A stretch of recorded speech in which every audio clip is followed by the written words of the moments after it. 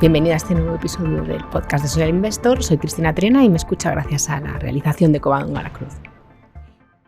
¿Se acuerda usted de lo que hacía el 23 de junio?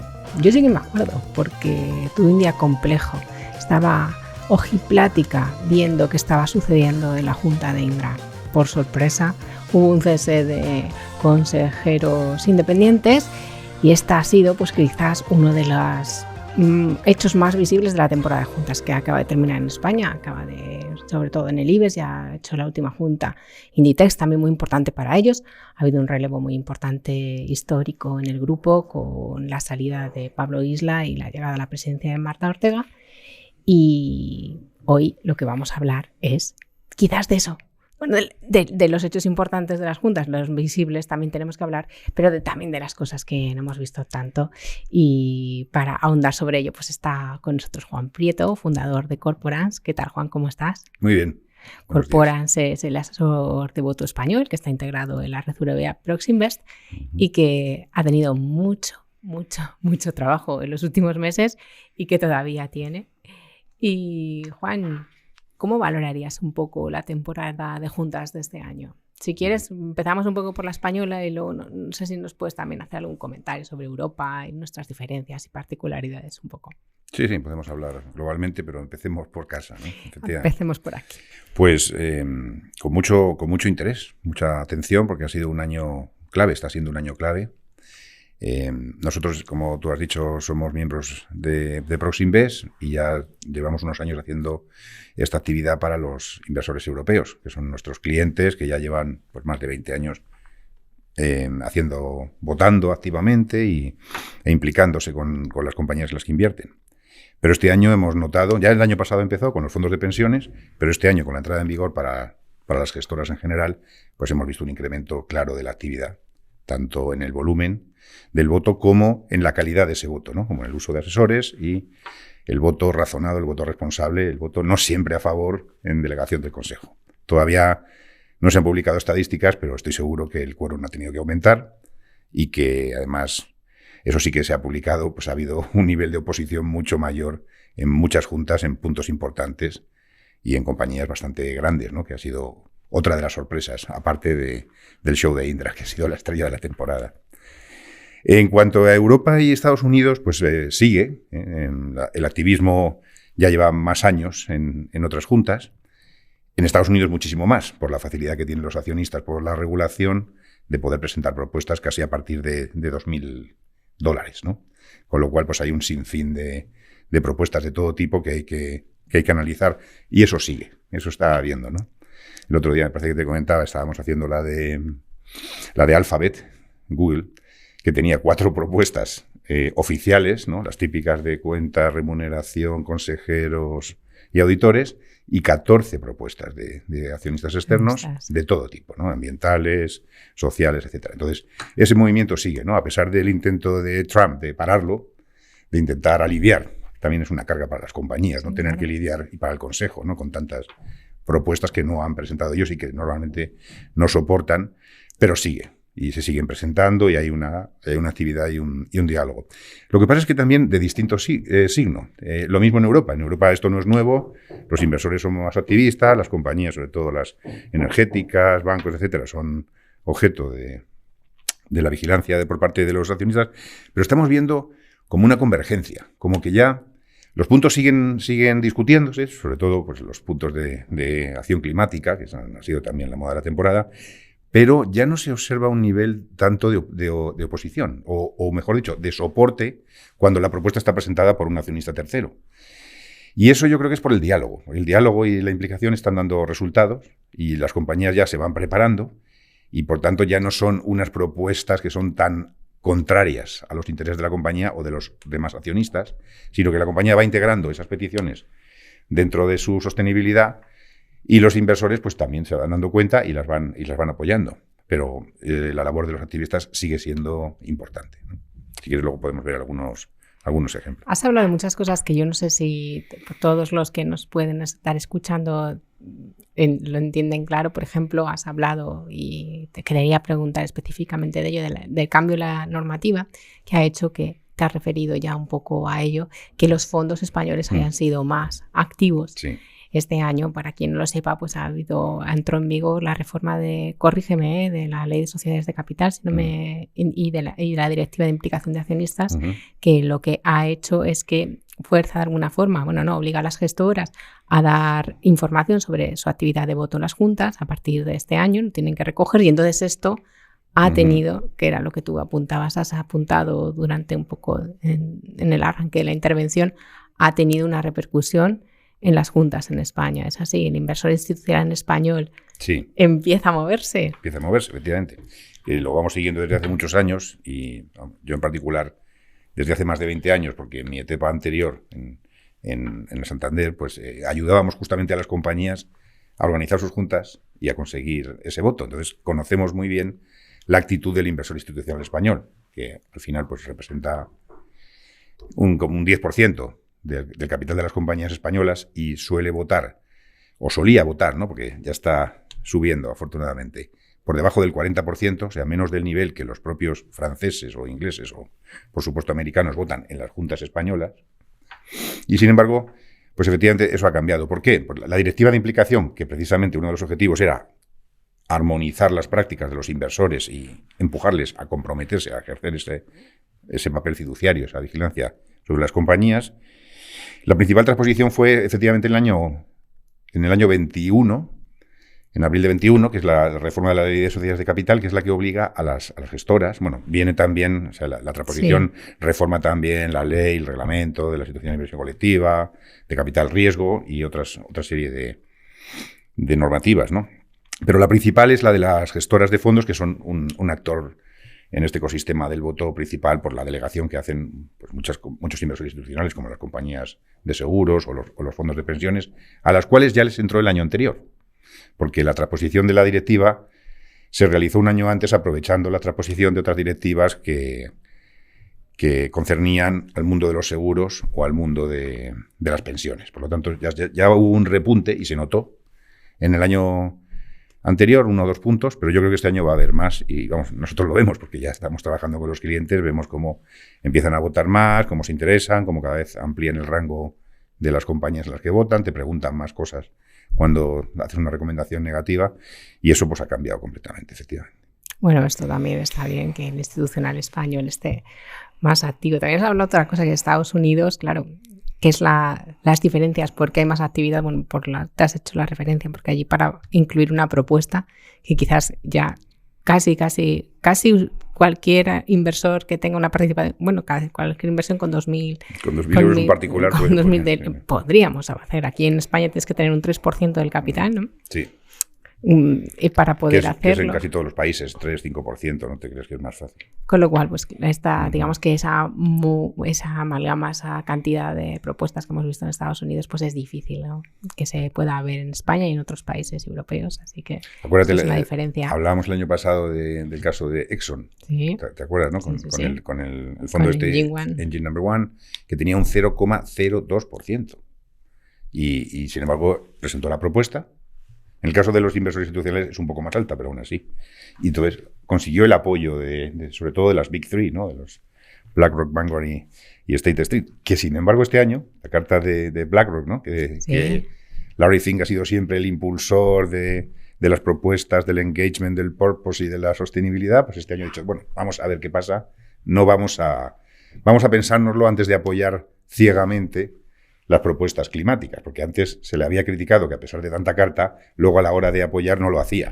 Entonces el año pasado acabó apoyando como la mitad, pero este año ha dicho, bueno, vamos a ver que el escenario no está nada claro, hay que ver caso por caso y no es un cheque en blanco. O sea, que exactamente lo quería preguntar, porque has hablado justo de eso, ¿no? De que quizás ha habido menos oposición o menos apoyo en este tipo de cosas.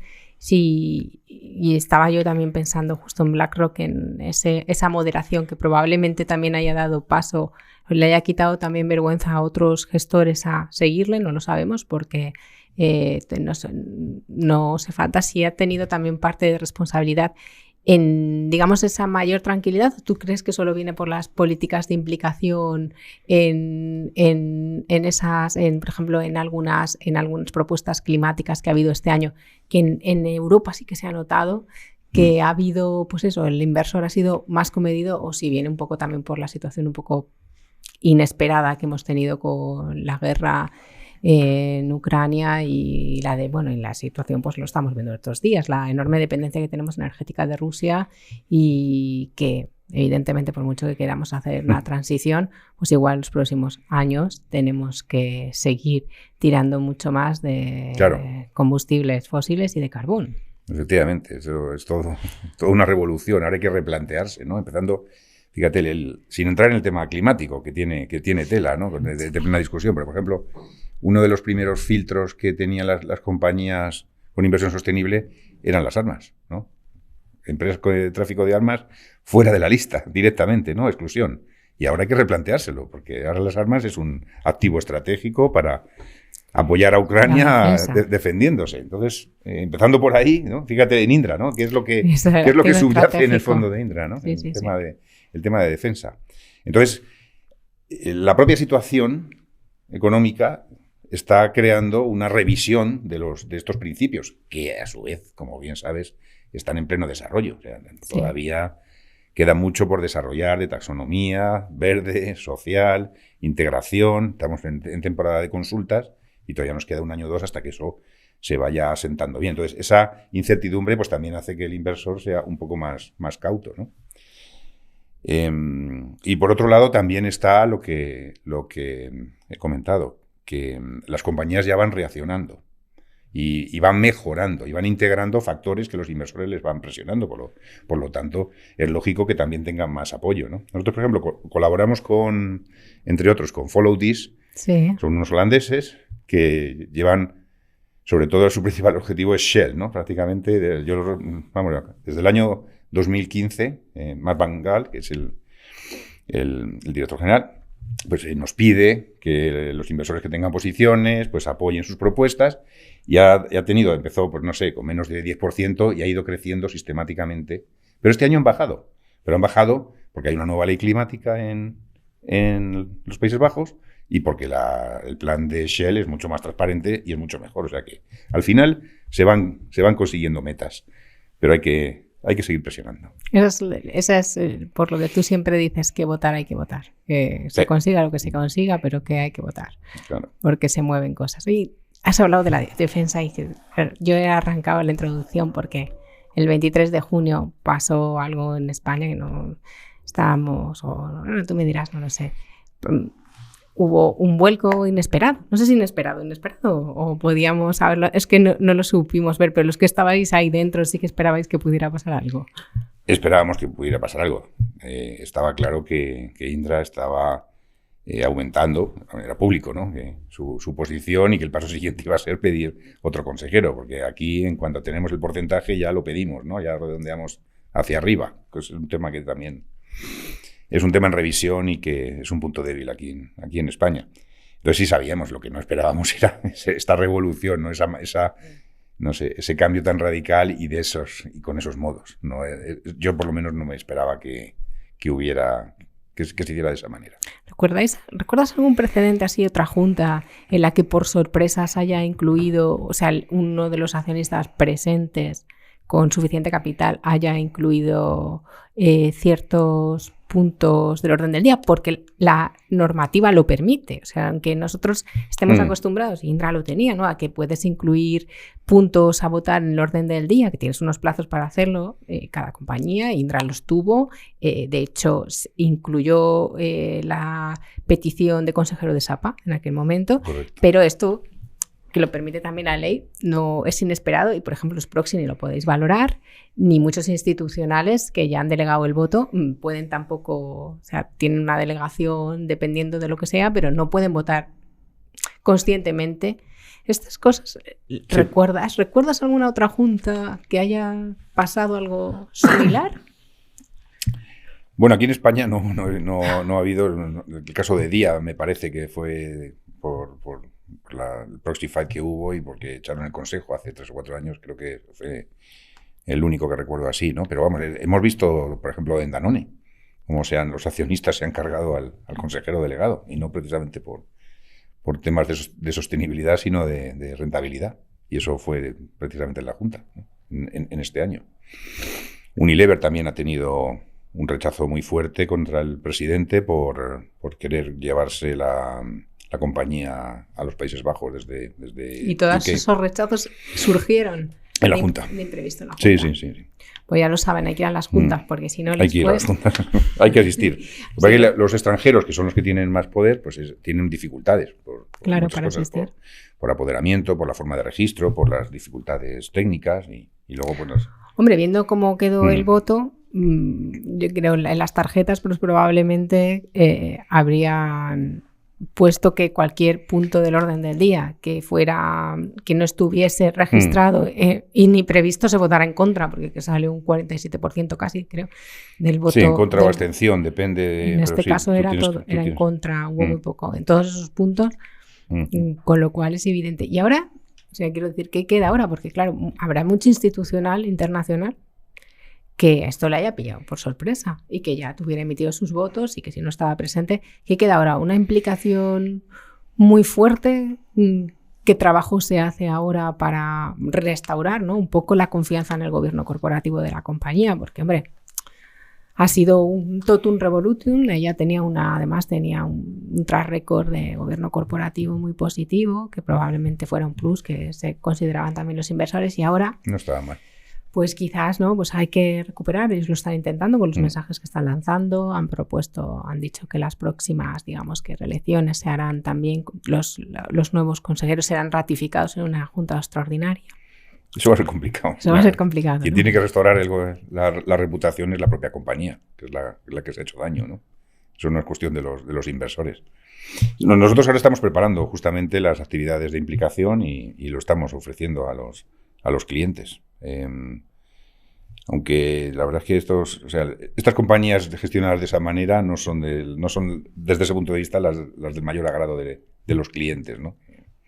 Pero bueno, hay fondos indexados, hay gestión pasiva que tiene que seguir allí. Claro, tiene que seguir. Y tal, así que lo veremos en los próximos tiempos. Yo creo que estábamos esperando a ver cuáles son los próximos pasos, ¿no? Parece que con todo el escándalo, pues la compañía por lo menos ha lanzado unos mensajes de que lo quiere arreglar, pero no va a ser fácil porque tienes que nombrar consejeros independientes y ¿qué credibilidad va a haber, ¿no?, cuando has echado a unos que lo eran de verdad, ¿no? Que lo habían demostrado. Habían demostrado el año anterior, rebelándose ante una decisión de un accionista mayoritario, que es muy difícil, pero lo consiguieron y mira cómo lo han pagado. Entonces, si no se da una señal clara de que esto no son maneras, pues le hemos hecho un daño irreparable al gobierno corporativo. ¿Cómo os enfrentáis vosotros como asesor de voto a esa junta extraordinaria? Se quiero decir, porque claro, en vuestro informe no pudisteis, no desconocíais que esto iba a suceder. Ahora, partiendo de la base de que ya pensamos que el proceso de selección se va a hacer bien y que van a ser profesionales, hay un sentimiento, un malestar, algo que se puede reflejar en los informes de voto de la futura junta extraordinaria, o se pasará por alto, no sé, porque claro, al final vosotros no pudisteis prever esta crisis o este movimiento de un accionista significativo durante la junta. Tampoco pudisteis opinar sobre ello, ni dar recomendaciones, ni absolutamente nada. Lo único que tenéis ahora es la capacidad de a posteriori analizar, cuando se convoque esa junta y se reforme el consejo, pues los candidatos, pero a priori tampoco los candidatos tienen por qué ser malos. No, por supuesto, hay que darles hay que darles un voto de confianza, ¿no?, a los que vayan a asignar, pero desde luego surgen serias dudas por lo que acabo de decir. Oye, si te parecían no te parecían suficientemente independientes, o precisamente por ser independientes y por ir en contra de la decisión de un accionista que no tiene la mayoría, te los has cargado. Entonces, ¿ahora qué vas a hacer? ¿Otros que sean menos independientes o menos rebeldes? Pues no sé, habrá que verlo, pero desde luego con mucho escepticismo. Pues habrá que leeros también e intentaremos contarlo porque será también muy interesante, la verdad. Ahí. Ya sé que me llamarás para comentarlo en cuanto. Hemos hablado mucho de Indra, pero ¿qué otras juntas crees que han sido claves esta temporada aquí en España? Bueno, en general ha habido una contestación mucho más alta, en todas. O sea, no hay así una que diga, bueno, pues esto ha sido la bomba, ¿no? Al revés, o sea, por ejemplo, el año pasado en Amadeus hubo un rechazo, se rechazó el plan de remuneraciones, y este año pues la compañía ha tomado nota y ha puesto muchísimas medidas, si no recuerdo mal, eliminó el porcentaje de discrecionalidad que tiene el Consejo de subirse el bonus un 25, un 30, así aleatoriamente, y bueno, otra serie de medidas, y bueno, este año ha tenido un apoyo de más del 90% en su plan de remuneraciones. Y en general, pues ha sido así, ¿no? En fin, ha habido también juntas que persisten con el sistema remoto, que sirve para frenar y para parar y para filtrar las intervenciones, y eso hay que tener cuidado, y lo hemos visto claramente este año. No voy a decir nombres, pero ha habido juntas que no han sido muy transparentes precisamente, ¿no? Pues mira, deberes para los que se den por aludidos y lo sepan Sí. para el año que viene. Donde, o sea, al final, pues la participación de los inversores es importante, darles voz, y bueno, al final lo que hay es un sistema que se cae de repente y da la casualidad de que las únicas preguntas que han salido a la luz pues son todas favorables o muy interesantes y no hay ningún. Entonces es sorprendente, y ese es un tema que estaremos vigilantes también por el sistema de las juntas. Pero bueno, como decíamos, ¿no? Ha habido rechazos, pues Telefónica, más del 40% al informe de remuneraciones, sí. Sabadell, Celnes, los grandes bancos también han tenido más de un 10%, en fin, que se empiezan a despertar, ¿eh? Y están dando... Es normal, porque es que en muchos casos los gestores han aprovechado, después de bajarse ligeramente los sueldos, bueno, en algunos casos se han renunciado al bonus y todo, hay que decirlo. Pero vamos, han aprovechado, y no solo aquí en España, la primera oportunidad para darse unos premios, para concederse bonus extraordinarios, y bueno, por no citar a nadie más, pues el de JP Morgan, ¿no? Jamie Dimon, bueno, que ha sido un rechazo brutal. ¿No? A su extra bonus, ¿no? Y ha habido más casos. Así que, bueno, yo creo que eso es lo más destacable. El nivel de oposición creciente, que era difícil, que pasara de los 2 dígitos y ya se consideraba significativo, pero ahora hay claros signos de oposición y de preocupación. Y eso son deudas pendientes que hay que solucionar. Amadeus fue evidente porque, digamos que suspendió, ¿no? Claro, es un informe consultivo. El informe de remuneraciones del año anterior, el que se vota en la Junta, es un informe consultivo, con lo cual ya están devengadas y no hay nada que hacer. Otra cosa es la política de remuneraciones, que si fallaran, si no se aprobase, no se puede aplicar. Pero bueno, el voto consultivo, sabes que si es rechazado, el anterior aprobado se da por cancelado, porque significa que no lo has aplicado bien y tienes que presentar uno nuevo. En el caso de Amadeus daba la casualidad de que lo estaban presentando ese mismo año porque era el año de entrada de la aplicación de la normativa, ¿no? Con lo cual lo pudieron solucionar bien. Pero aún así, no tenían por qué, porque ya tenían presentado uno aprobado en Junta, pero tomaron nota, y eso está muy bien, y añadieron pues las recomendaciones que les hacíamos nosotros y los inversores, pues de mayor transparencia, de métricas más claras, de cómo has conseguido los objetivos, de unos volúmenes razonables entre fijo y variable, incentivos a largo plazo, con métricas, en fin, todo eso. Y eso pues son ingredientes que van mejorando todo. Y de estas juntas, de esta mayor actividad del institucional español, mayor oposición en algunos puntos, y que fuerzan de alguna forma a las empresas a reaccionar, aunque pasen cuando unos volúmenes, por ejemplo, de rechazo al 46%, muy altos, pues son un toque serio. Algo se espera, ¿no? Algo se espera que hagas. ¿Qué tendencias nos deja esta temporada? Vaya pensando en la que viene. Pues,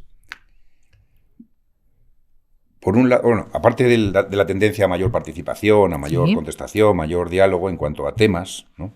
Tenemos, por un lado, los clásicos. Yo creo que el tema de remuneraciones sigue siendo básico, lo hemos demostrado este año, ¿no? Nosotros tenemos la suerte, quiero decir en España, porque ya con la ley de sociedades de capital lo aplicó, y no ha habido novedades, pero por ejemplo en Europa se están empezando a presentar, están empezando a ver pues sus escándalos, sus oposiciones, etcétera. Otro de los temas que hizo la ley, por cierto, y es muy importante, y sobre todo el caso de Indra, es el de las operaciones vinculadas, ¿no? Las operaciones entre grupo, que es un poco el caballo de batalla cuando hay compañías que tienen accionistas dominicales fuertes.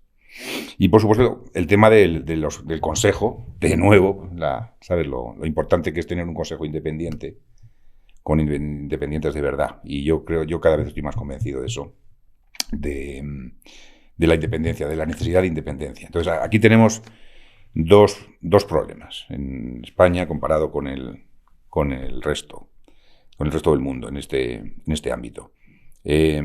Seguimos, o sea, la figura del consejero dominical solamente es española. En otros países hay independientes o externos, ¿no? Pero no existe la figura de alguien que esté representando a un accionista.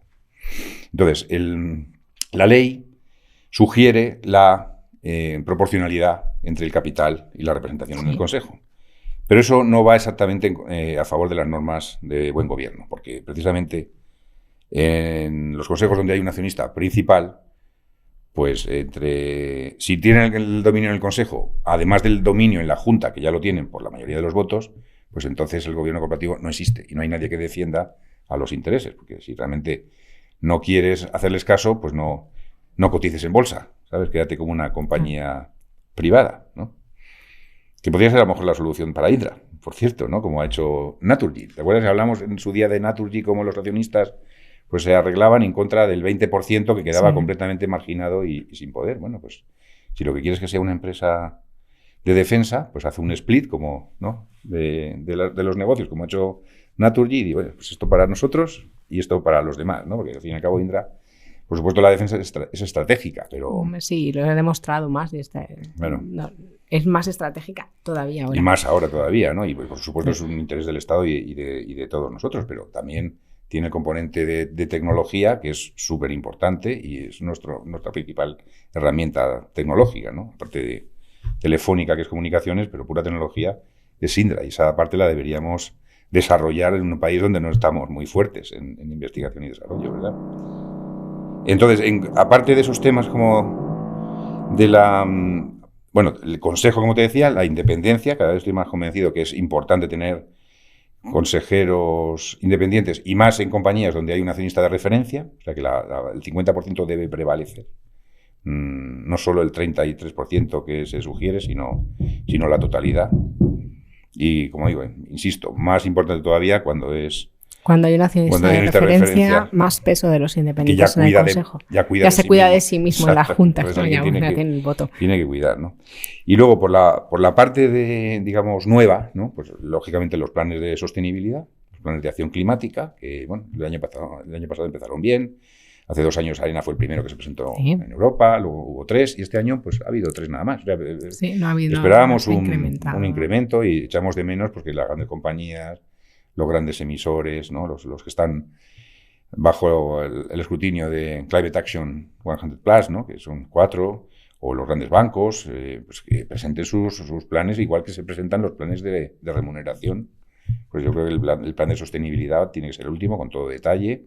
Es verdad que todavía pues hay métricas que hay que definir y taxonomía a desarrollar, pero bueno, será pronto y hay que empezar a trabajar en ello y hay que ir preparando, aunque sea en borrador, aunque sean con no todos los datos, aunque sabemos que es difícil recogerlos, pero hay que empezar a trabajar con ello, ¿no? Y luego pues todos los demás factores, digamos fuera de la G, ¿no? Por ejemplo, los derechos de los trabajadores, es muy importante la relación que hay, ¿no? Y los derechos humanos en general, ¿no? El tema de la diversidad, en un sentido amplio, no solo diversidad de género, que es muy importante, pero el DEI, ¿no? El DEI, ¿no? El de Diversity, Equality and Inclusion, ¿no? Pues eso, es un poco todo ese conjunto que es social, pues yo creo que estará ahí encima de la agenda y bueno, hay que ir observando, contestando, respondiendo a las consultas y ir viendo cómo se van definiendo todos los aspectos para ir integrándolos, para que las compañías los vayan informando y para que tu estrategia pues sea consistente, ¿no? O sea, tienes que definir cuál es tu estrategia de inversión, ¿no? Y la parte de sostenibilidad tiene que ser coherente, tienes que utilizar la implicación y el voto como herramienta de esa implicación y todo tiene que ser, pues eso, consistente con una sólida estrategia. Y Juan, y sobre las gestoras y el proyecto de Stewardship Code de la CNMV, ¿qué tenemos aquí qué nos deja? Porque esta es otra novedad que tenemos muy importante en el tema de la sostenibilidad, de la implicación de las gestoras, que también será una tendencia a futuro, está ahí, está en consulta todavía. Esto, ¿qué nos puede dar también para esa mayor implicación del institucional español? Pues espero que nos dé una mayoría de edad, ¿no? Y que sea un impulso que necesita el sistema español. Nosotros, yo en particular, he reclamado, sobre todo cuando trabajaba con la parte de los emisores, que hubiera un código también para los inversores, ¿no? No había más que códigos de buen gobierno para las compañías, más obligaciones de transparencia, de reporting, y sin embargo los inversores, por lo menos aquí en España, no tenían nada. En otros países sí que ha habido especie de stewardship codes o incluso regulación, y eso ha promovido el activismo y la implicación de franceses, de alemanes, de suizos, de holandeses, que aquí en España no había. Entonces, el código tiene que ser un impulso y al mismo tiempo una clarificación, porque la directiva de implicación pues se ha traspuesto de aquella manera y no está muy claro lo que es el voto, lo que es la implicación. Sin embargo, el código lo define muy claramente, tiene 2 capítulos explicando claramente la importancia de la implicación, qué papel tiene el voto dentro de esa implicación y un impulso definitivo que no contiene la directiva ni la ley al voto, porque el voto al final es el estilete, es la herramienta más poderosa y como realmente puedes cambiar las cosas. Así que yo felicito a la CNMV por el impulso, por finalmente haberlo sacado. Les animo a que esto salga adelante, como debe ser, como está previsto, va con un poquito de retraso, pero y al mismo tiempo también espero que no suponga, porque eso es importante para que tenga éxito, una carga adicional a las pobres gestoras, que ya bastante tienen con todo lo que les está cayendo, con toda la regulación y la falta de definición al mismo tiempo, como para que sea. Nosotros, desde luego, a nuestros clientes les vamos a recomendar que se adscriban y nosotros nos encargaremos de que cumplan todas las obligaciones y que esas obligaciones no sean distintas que las que ya impone la ley, de tener una política, de hacer una serie de actividades y de luego informarlas, que básicamente es eso. Y no debería ser más, ¿no? Pero es importante que nos pongamos a la altura de los grandes y que tengamos un código para inversores como tienen todos los de nuestro entorno. Sí, porque un punto muy interesante que a mí me parece de la propuesta es que, a diferencia del código de buen gobierno, una vez, o sea, ninguna gestora va a estar obligada a suscribirlo, pero si lo suscribes tienes que cumplir los puntos, va a haber un periodo de transición para que sobre todo las pequeñas se puedan adaptar, pero una vez lo suscribes es de obligado cumplimiento, o sea, es de suscripción voluntaria y obligado cumplimiento, con lo cual no veremos lo de cumplir o decir por qué no cumples. Sí, cumplir tendrás que cumplir y eso pues también, hombre, te obliga a hacer, es un compromiso y ya es un compromiso a largo plazo. Cumplir o mentir, ¿no? Que decían, cumplimiento, ¿no? Bueno, esto ya será otro capítulo de podcast. No, es importante, sí, es voluntario y por tanto, pues, si lo pones tienes que demostrarlo, que no. Será... Para que no hagamos greenwashing, que esto ya podríamos hablar muchísimo. Oye, Juan, que muchísimas gracias, que feliz verano, que igualmente, que ahora que la cola está de las labores de implicación muy importantes, pues que te dan y que puedas disfrutar de las vacaciones si nos dejan. Pues igualmente, Cristina, y muchas gracias a vosotras que estáis haciendo una labor estupenda aquí desde Social Investor y Finanzas para sacar todo esto a la luz y para dar más claridad a las actividades y al buen gobierno y a la sostenibilidad. Pues muchas gracias, Juan. Y a usted, pues yo también, si usted no nos lee o no nos escucha, pues no habría Social Investor. Así que muchas gracias por estar ahí, le espero en el próximo capítulo y que tenga un buen día, una buena tarde, una feliz madrugada. Hasta pronto.